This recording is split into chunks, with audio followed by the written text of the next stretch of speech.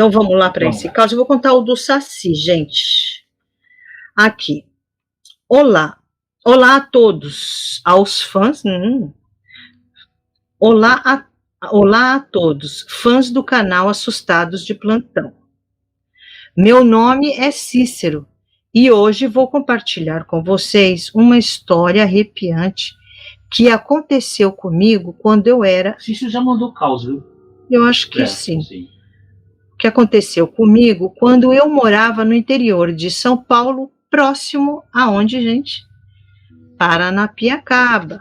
A cidade é uma assombração só, né? É. Assim, a vila é uma... você sente uma energia assim bem esquisitinha ali. A gente já foi lá. Naquela época, eu trabalhava em um sítio cuidando da jardinagem.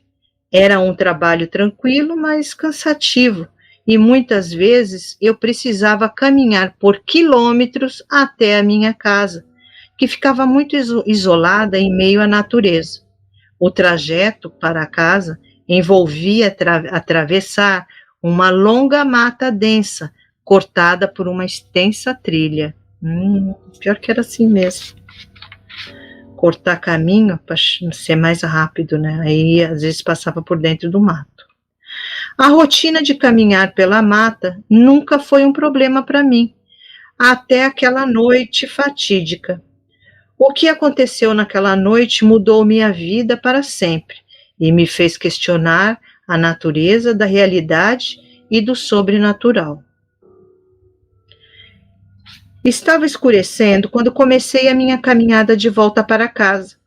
O silêncio da mata era quebrado apenas pelo som da natureza, como o som das folhas e o canto dos pássaros noturnos. No entanto, à medida que avançava pela trilha, percebi algo estranho. Era como se estivesse sendo observado. Uma sensação de inquietação se apoderou de mim e eu acelerei o passo. Mas à medida que eu avançava, comecei a ouvir ruídos estranhos, sussurros, que pareciam surgir de todos os lados da mata. Meu coração começou a bater mais rápido e eu me perguntei se estava apenas imaginando coisas. No entanto, uma sombra escura se moveu rapidamente entre as árvores à minha frente e eu soube que não estava sozinho naquela floresta. Algo ou alguém estava ali comigo e eu não estava interessado em descobrir quem era, não é mesmo?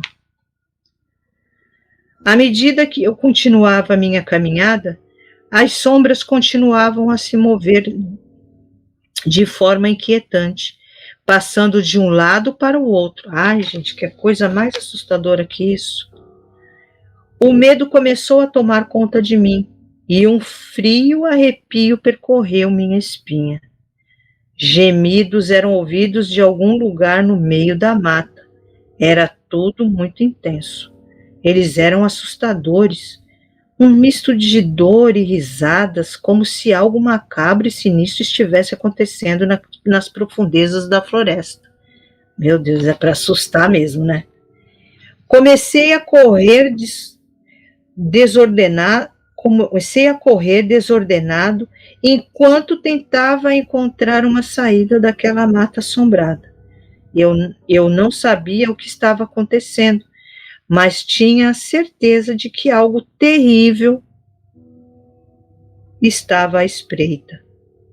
Eu me perguntava se estava em perigo de verdade ou se aquelas sombras e gemidos eram de alguém querendo me pregar uma peça. No entanto, o pânico e a sensação de estar sendo observado me impediam de pensar com clareza. No entanto, no meio do pânico, algo aconteceu. No meio da escuridão da noite, me deparei com uma silhueta de um garoto negro sentado à beira da trilha. Apenas a luz fraca da lua permitia que eu enxergasse alguma coisa na escuridão. O garoto me falou com uma voz rouca, tentando me acalmar, explicando que os espíritos da mata estavam agitados aquela noite e buscavam vingança contra alguém. Ele assegurou que eu não era o alvo da sua ira e prometeu me ajudar a ficar a salvo. Ainda atordoado, eu agradeci ele por suas palavras. O menino, antes de desaparecer na escuridão, pediu se eu tinha um pouco de fumo para lhe oferecer. Disse que, caso eu tivesse, deveria lembrar de trazer da próxima vez. Assim que aquele menino desapareceu, os estranhos barulhos e sombras que me atordoavam sumiram tão misteriosamente quanto surgiram. Finalmente eu podia ouvir os sons da noite de verdade, os grilos cantando, o vento batendo nas árvores. Respirei aliviado ao chegar em casa, mas a memória daquela noite continuava a me assombrar. Fiquei me perguntando quem era aquele menino. Seria possível que fosse o Saci? Um dos personagens lendários do folclore brasileiro? Os sons e gemidos inexplicáveis que eu ouvira naquela noite não saíam da minha mente e eu não conseguia explicar o que eram. Apesar do medo que aquela experiência me causou, continuei a passar pela mesma estrada à noite. Talvez fosse a curiosidade, a busca por respostas ou simplesmente desejo de entender melhor o que acontecera naquela noite fatídica. Em uma das noites que se seguiram, uma ideia surgiu inesperadamente na minha mente: deixar um pouco de fumo à beira da trilha, como um gesto de bondade para com o misterioso menino. Era como se algo dentro de mim me dissesse que ele poderia querer isso. No entanto, o menino nunca mais apareceu. E assim a história termina, Andréia e assustados de plantão. Essa foi a minha experiência inexplicável na estrada próxima a Paranapiacaba. O mistério do menino e os eventos que o cercaram permaneceram sempre em minha memória como um enigma sem resposta. Né, gente? Passando, hein? Eu acredito que ele ali foi ajudado pelo Saci, gente. Não é? Eu acredito que era o Saci, sim, que ajudou ele ali.